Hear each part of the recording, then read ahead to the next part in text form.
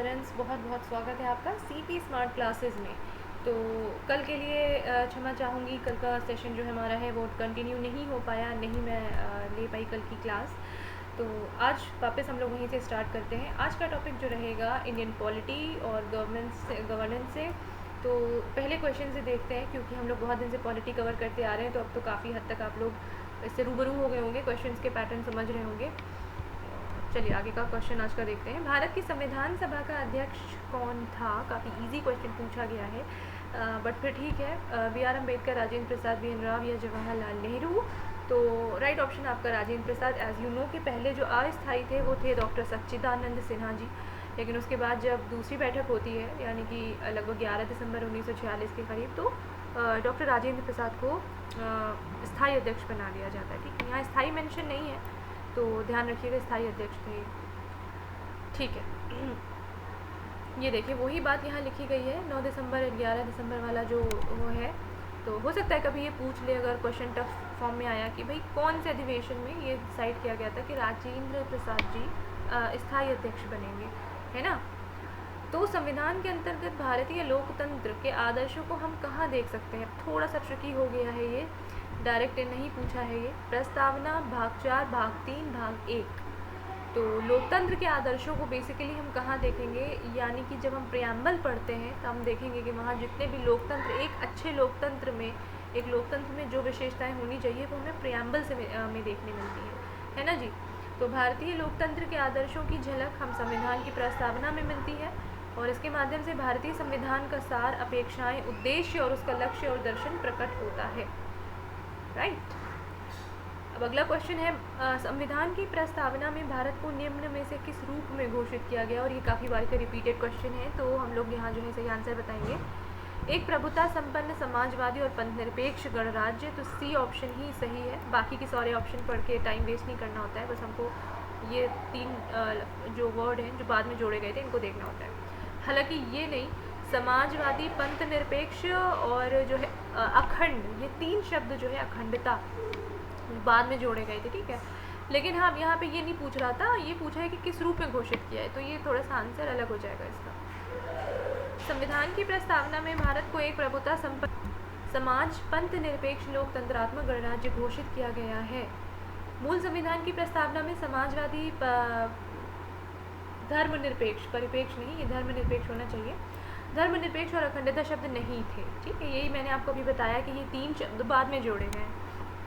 तत्कालीन सरकार जो थी इंदिरा गांधी द्वारा गठित, उसके समय उनके समय पे सरदार स्वर्ण सिंह समिति की सिफारिश पर 42वें संविधान संशोधन द्वारा प्रस्तावना में ये सब शब्द जोड़े गए थे। ठीक है, और स्वर्ण सिंह समिति की एक और सिफारिश थी, जैसे कि आपको पता है, मूल कर्तव्यों को लेकर के, तो वो भी क्वेश्चन बनता है यहाँ से कि मूल कर्तव्य किस समिति की सिफारिश पर जोड़े गए थे। भारत पूर्ण संप्रभु लोकतांत्रिक गणतंत्र कब बना? फंस गए भाई अब। 26 जनवरी 1949, 26 नवंबर 1930, 26 नवंबर 1951 या 26 नवंबर 1949? तो देखिए, आपने जो है एक पार्ट संविधान का जब आखिरी बैठक हुई है 26 नवंबर 1949 को, तब हमने अंगीकृत कर लिया था। ठीक है, लागू नहीं किया था, लेकिन अंगीकृत कर लिया था। किस रूप में? लोकतांत्रिक गणतंत्र, और ये सब इस फॉर्म में हमने उसको अंगीकृत किया था। तारीख थी 26 नवंबर सन 1949, आखिरी बैठक। भारत पूर्ण संपूर्ण संप्रभु लोकतांत्रिक गणराज्य, क्योंकि संविधान सभा द्वारा संविधान की उद्देशिका और प्रस्तावना को अंगीकृत, अधिनियमित और आत्मार्पित किया गया था। तीनों ही शब्दों में पर्याप्त अंतर है, ध्यान दीजिएगा। अंगीकृत, आत्मार्पित और अधिनियमित, अपने आप पे लागू करना, अपने अंदर अंगीकार करना और अपने लिए अर्पित कर देना। तो ये तीनों चीज़ें हमने कब की थी? 26 नवंबर 1949। और क्या था? पूरा का पूरा संविधान नहीं, लेकिन हाँ, प्रस्तावना और जो भी चीज़ें थी वो ज़रूर हमने उस दिन अडॉप्ट करनी थी। संविधान के कुछ अनुच्छेदों को तत्काल लागू कर दिया, जबकि शेष को 26 जनवरी 1950 को लागू किया गया। लेकिन जो क्वेश्चन हमसे पूछा था संप्रभु लोकतांत्रिक गणतंत्र, तो वो भाई प्रस्तावना उद्देशिका को स्वीकार करते ही बन गया था। राइट। निम्न में से कौन सा राजनैतिक अधिकार नहीं है? बाकी के तीनों होंगे भाई। मत देने का, जीवन का, चुनाव लड़ने का, सरकार के अधिशासी निकायों के पास शिकायत करने का। तो देखिए, मत देने का तो बिल्कुल सीधी बात है, राजनैतिक है। चुनाव लड़ने का भी है, सरकार के अधिनियमों के शिकायत करने का अधिकार है। लेकिन जीवन जीने का जो अधिकार है, आर्टिकल 21, जो कि आता है आपके मूल अधिकार में, भाग 3 के अंतर्गत, तो ये एक मूल अधिकार है, ना कि राजनैतिक अधिकार। ठीक है। भारत एक है, क्या है? एक तंत्र, राजतंत्र, लोकतंत्र, कुलीन तंत्र। तो यहाँ पे ऑप्शन आपको पता है, सी ऑप्शन सही है, क्योंकि ये काफ़ी बार आप पढ़ चुके हैं, लोकतांत्रिक गणराज्य है भारत। ठीक है। अपने यहाँ डेमोक्रेसी है, मोनोक्रेसी, ऑटोक्रेसी या ब्यूरोक्रेसी नहीं है। ठीक है। तो लोगों के द्वारा इस टाइप का जो उसका अर्थ होता है आपको पता है। इसके प्रति ग्रीक मूल शब्द डेमोस से हुई है। ये सब चीज़ें आपको जानने की ज़रूरत नहीं है, बट हाँ, जो लोग पॉलिटी एज अ सब्जेक्ट अपना ग्रेजुएशन में रखते हैं उनको ये सब चीज़ें पढ़ाई गई होंगी। निम्न में कौन सा संशोधन अधिनियम मिनी संविधान माना जाता है? मिनी कॉन्स्टिट्यूशन, मतलब उसमें इतने इंपॉर्टेंट रिफॉर्म हुए हैं भाई साहब आपके जो कॉन्स्टिट्यूशन में, कि उसको पूरा आपने मिनी कॉन्स्टिट्यूशन बोल दिया। ठीक है। तो आंख बंद करके 42वां संविधान संशोधन 1976, आप देखिएगा जितने सारे बड़े बड़े टास्क जो संविधान के साथ किए गए हैं, उठा बदल फेर बदल जो भी किया गया है, वो सब 42वें संशोधन अधिनियम के तहत आपका जो है ये प्रस्तावना में 3 शब्द जोड़े गए, प्लस ये मूल कर्तव्यों को जोड़ा गया। ठीक है। और कुछ वो जो आपका एक शिक्षा वाला अधिकार और ये सारी चीज़ें उसको वो बनाया गया, और तमाम सारी चीज़ें जब आप देखेंगे तो मिनी कॉन्स्टिट्यूशन इसीलिए इसको बोलते हैं। ठीक है। इस संविधान के संशोधन के तहत प्रस्तावना के साथ साथ संविधान के कई अनुच्छेदों में संशोधन किया गया। प्रारंभ में कितने मौलिक अधिकार दिए गए थे? हाँ भाई, ये क्वेश्चन बनता है क्योंकि पहले मौलिक अधिकार 7 थे हमारे पास। अब जब से वो जो है संपत्ति के अधिकार को आपने विधिक अधिकार, कानूनी अधिकार बना दिया है, तो हमारे पास रह गए 6। तो ऑप्शन है 6, सॉरी प्रारंभ में पूछा है ना, हाँ तो प्रारंभ में पूछा है तो फिर 7। भारतीय संविधान द्वारा प्रारंभ में 7 मौलिक अधिकार दिए गए थे, किंतु 44वें संशोधन के द्वारा संपत्ति के मौलिक अधिकार को समाप्त कर दिया। तो अब 6 मौलिक अधिकार हैं: समानता का, स्वतंत्रता का, शोषण के विरुद्ध, धार्मिक स्वतंत्रता, संस्कृति और शिक्षा संबंधी। देखिए 14 से 18 तक समानता हो गया, थोड़ा सा याद कर लीजिए, और 19 से 22 तक आपका स्वतंत्रता हो गया, 23-24 शोषण के विरुद्ध हो गया, 25 से लगभग कहाँ तक, 25 से 28 तक, 29 तक ये आपका हो गया धार्मिक स्वतंत्रता। ठीक है। और उसके बाद 25 से 28 तक, ओके, 29-30 आपका, हाँ ये 25 से 28 है धार्मिक स्वतंत्रता, यही होता है देखिए रिवीजन ना करने से। और 25 से 28 आपका धार्मिक स्वतंत्रता, और 29-30 आपका संस्कृति और शिक्षा संबंधी जो अल्पसंख्यकों को दिए गए हैं। 31 को तो हमने हटा ही दिया है, उसको विधिक में कर दिया है, बचा 32, तो वो हो गया संवैधानिक उपचारों का अधिकार। ठीक है। तो ये पूरा आपका सीक्वेंस था। अच्छा, जो लोगों को ये लगता है कि ये जो है हमारी जो क्लास है वो लाइव चल रही है, मैं बता दूं ये रिकॉर्डेड सेशन होता है, जिसको लाइव उस पर वो जो है स्ट्रीम करा दिया जाता है, लेकिन लाइव नहीं होती है। तो आप लोग चाहें तो कमेंट बॉक्स में ही रिप्लाई कर दिया करें, ताकि बाद में मैं उसको देख सकूं और आपको उसका जवाब दे सकूं। ठीक है। भारतीय संविधान में कितने प्रकार के न्यायिक आदेश हैं? ठीक है। जुडिशियल ऑर्डर जो है वो टोटल कितने हैं? बेसिकली यहाँ ये पूछा जा रहा है, थोड़ा क्वेश्चन घुमा देते हैं। 5 तरीके के हैं। अब देखते हैं कैसे। ये जो आर्टिकल 32 में 5 तरीके की रिट दी गई है, उन्हीं को यहाँ इन्होंने आदेश करके पूछा है, जो कि मौलिक अधिकारों को प्रवर्तित कराने के लिए।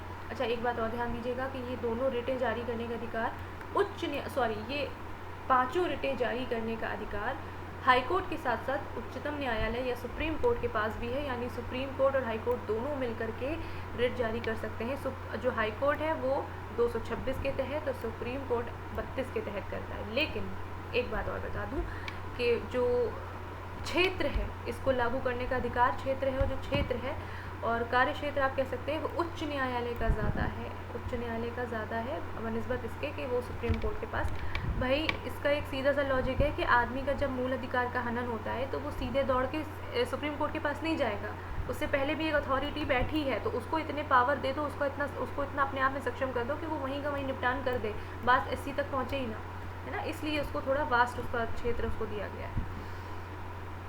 निम्न में कौन सा अधिकार अभी भारतीय संविधान द्वारा एक मौलिक अधिकार के रूप में नहीं दिया है? ठीक है, यानी मौलिक अधिकार नहीं है। समता का, स्वतंत्रता का, संपत्ति का, शोषण का, तो अभी हम लोग डिस्कस करके आए थे ऑप्शन नंबर सी, संपत्ति का अधिकार मौलिक अधिकार नहीं है। अब कभी किसी ज़माने में था, क्योंकि संशोधन हुआ 44वां संशोधन 1978, और इसे हटा के विधिक या कानूनी अधिकार बना दिया है। किस अनुच्छेद के तहत? 300 का। ये लाइन ज़रूर याद रखनी हो, और ये लाइन 44वें संशोधन 1978 द्वारा हटाया है। बस जब कोई राज्य उन अधिकारों द्वारा जाना जाता है जिन्हें यह बनाए रखता है, ये किसका कथन है? अब देखिए, कथन वाले क्वेश्चन भाई बहुत डिस्टर्ब करते हैं, क्योंकि इतना ज़्यादा रटना होता है इनमें। Machiavelli, Laski, MacIver, J S. Mill. तो देखिए लॉस्की जो थे उन्होंने ये बात बोली थी कि कोई राज्य उन अधिकारों द्वारा जाना जाता है जिन्हें ये बनाए रखता है। एक अच्छा अधिकार अगर वो नहीं रख पा रहा है, अधिकार नहीं है, तो फिर वो राज्य का उसी हिसाब से उसका जो है जाना जाएगा, उसका बहुत अच्छी वैल्यू नहीं होगी, उसका बहुत अच्छी लोगों की नज़र में वो नहीं होगी, तो उन्हीं अधिकारों द्वारा जाना जाता है। ठीक, ये लॉस्की भैया थे, वो उन्होंने कहा था। हाँ, और लॉस्की के अधिकार में नैतिक और कानूनी दोनों अधिकार शामिल हैं। ठीक है, भारत के संविधान में शामिल राजनीति के निदेशक सिद्धांतों की अवधारणा किसके संविधान से ली गई है, यानी कि नीति निदेशक तत्व कहाँ से इंस्पायर्ड है, तो देखिए ऑस्ट्रेलिया, यूएस, कनाडा या आयरलैंड, तो आयरलैंड से जो है वो आपने नीति निदेशक का वो सिद्धांत उठाया है। ठीक है, भारत के संविधान में शामिल अनुच्छेद 36 से 51 तक राज्य के नीति निदेशक सिद्धांतों की अवधारणा है, जो कि आयरलैंड के संविधान से ली गई है। और ऑस्ट्रेलिया के, अब थोड़ा सा और ध्यान दीजिए कि बाकी देशों से क्या लिया गया है। एक सेकंड, ऑस्ट्रेलिया के संविधान से आपने लिया है समवर्ती सूची, यूएस के संविधान से मूल अधिकार, जिसमें वो आपका विधि के समक्ष अधिकार वाला, और कनाडा के संविधान से संघीय ढांचा, संघीय व्यवस्था, संघात्मक ढांचा, जो भी आप बोलते हैं, तो वो कनाडा के संविधान से ली गई है। भारतीय संविधान के किस भाग में भारत को एक कल्याणकारी राज्य के रूप में स्थापित करने की बात की गई है? फिर से बहुत इजी क्वेश्चन। तो देखिए, राज्य के नीति निदेशक तत्वों में ये मेंशन है कि भारत एक कल्याणकारी राज्य के रूप में जो है उसको बनाया जाएगा। तो संविधान के भाग 4 है ना। अपनी तैयारी को और बूस्टअप करिए, हमारे साथ जुड़िए, हमारे ऐप पे चल रहे कोर्सेज में एनरोल करिए। अधिक जानकारी के लिए इस नंबर पर आप संपर्क कर सकते हैं। भारत का राष्ट्रपति किसका एक अभिन्न अंग है? राष्ट्रपति किसका है भाई? संसद, लोकसभा, राज्यसभा, मंत्रिपरिषद। तो लोकसभा से तो वैसे कोई लेना देना नहीं होता है, राज्यसभा से भी नहीं होता है, मंत्रिपरिषद का तो कोई लेना देना नहीं है आपको। इसमें सीधे संसद अभिन्न अंग है। ठीक है, संसद बनती ही 3 चीज़ों से है, 3 लोगों से है। संसद में राष्ट्रपति, लोकसभा और राज्यसभा का मिला हुआ वो रूप होता है जो संसद कहलाता है। ठीक है, अनुच्छेद 79 में वर्णित है कि संघ के लिए एक संसद होगी जो राष्ट्रपति और दोनों सदनों से मिलकर बनेगी, जिनके क्रमशः नाम है राज्यसभा और लोकसभा। भारतीय संसद के संयुक्त सत्र की अध्यक्षता कौन करता है? यानी कि जब राज्यसभा और लोकसभा दोनों का सत्र चल रहा हो तो अध्यक्षता कौन करेगा?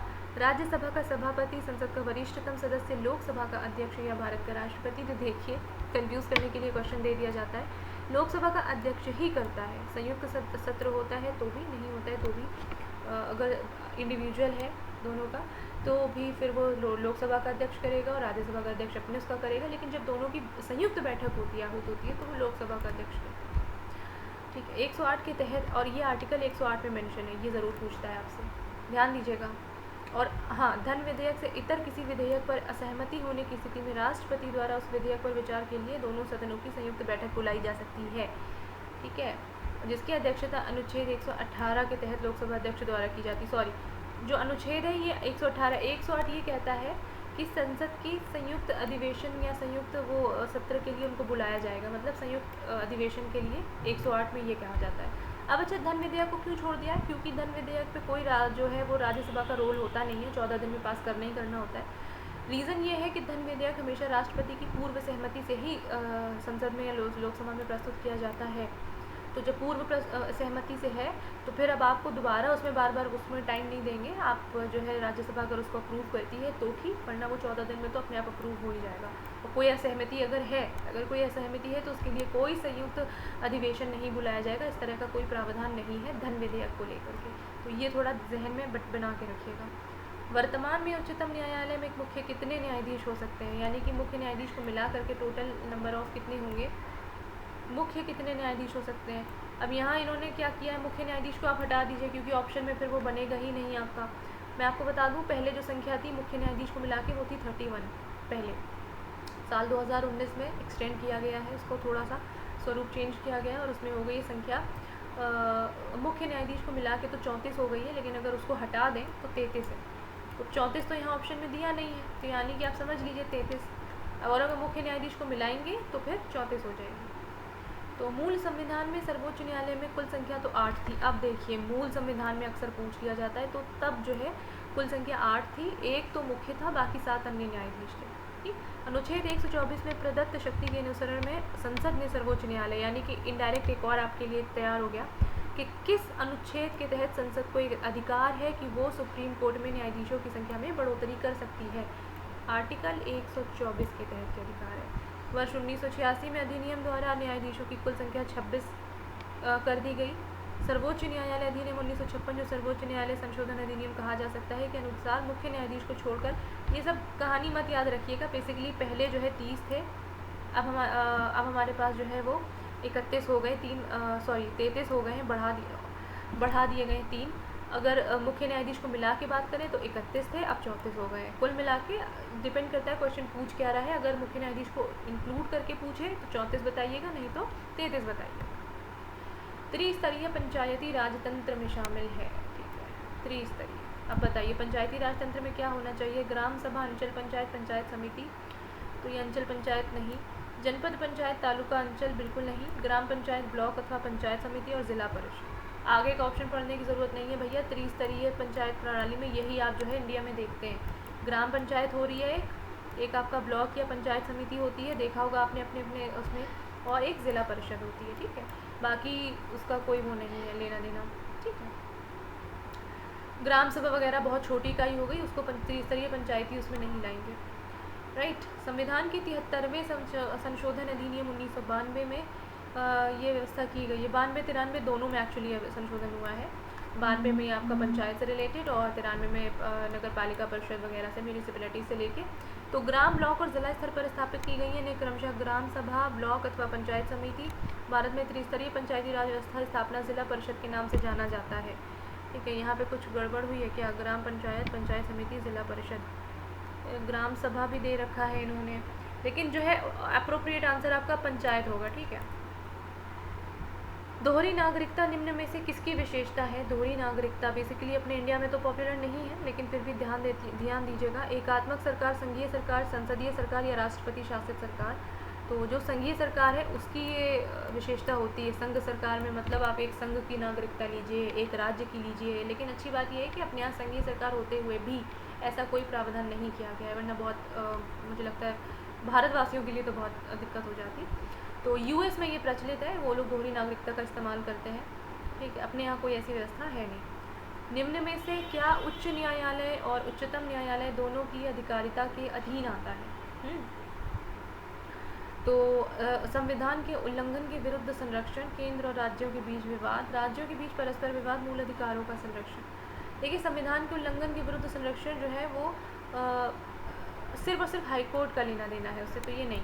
केंद्र और राज्यों के बीच विवाद होगा तो उसके लिए अलग गठित किया गया है, तो उससे भी कोई लेना देना नहीं है, और अगर होगा भी तो वो सुप्रीम कोर्ट देखेगा, उसमें हाई कोर्ट का कोई लेना देना नहीं है। राज्यों के बीच आपस में होगा तो भी वो सुप्रीम कोर्ट देखेगा।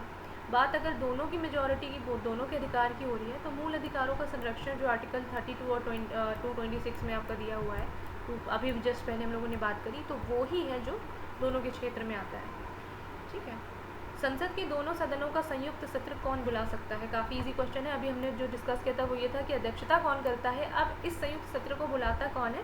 तो भाई राष्ट्रपति जी बुलाते हैं, जब उनको लगता है कि किसी मुद्दे पर सही सहमति नहीं बन रही है, दोनों सभाओं में, दोनों सदन के दोनों उसमें जो है दोनों सदनों में जो है मतभेद है, और इस तरह की जब स्थिति होती है तो संयुक्त सत्र का बुलाया जाता है, ठीक है। और राष्ट्रपति जी जो है बुलाते हैं आर्टिकल 108 के तहत, ठीक। तो आज का ये सेशन कैसा लगा, क्वेश्चन कैसे लगे बताइएगा, और प्लीज़ कमेंट किया करिए। तो आज के सेशन के लिए काफ़ी शुक्रिया आपका।